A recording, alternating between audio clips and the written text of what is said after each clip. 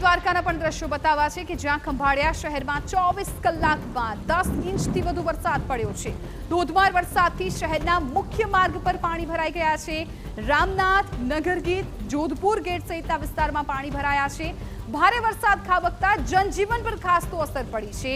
આપ દ્રશ્યો જુઓ, બજારના દ્રશ્યો છે, પરંતુ અત્યારે આ બજાર હોય તેવું નથી લાગી રહ્યું। એક આખો નદીનો પ્રવાહ વહેતો હોય એ પ્રકારના દ્રશ્યો દેવભૂમિ દ્વારકામાંથી પણ સામે આવી રહ્યા છે। ખંભાળિયા શહેરમાં 24 કલાકમાં 10 ઇંચથી વધુ વરસાદ પડ્યો છે।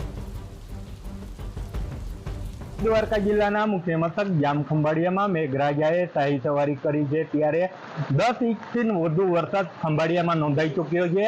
આ સીધા જ દ્રશ્ય નગરગેટ વિસ્તારના છે, ત્યાં નદીની જેમ પાણી વહેતા થયા છે। નગરગેટના આ વિસ્તારમાં આ જો પાણી ફરી વળ્યા છે, ત્યારે વાહન ચાલકોને પણ વાહન ચલાવવામાં મુશ્કેલીનો સામનો કરવો પડી રહ્યો છે।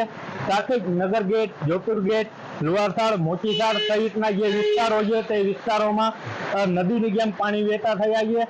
જ્યારે આ શાહી સવારીથી મેઘરાજાની લોકોને પણ જનજીવન પર પ્રભાવિત થયું છે। જય ગોસ્વામી, TV9 દેવભૂમિ દ્વારકા।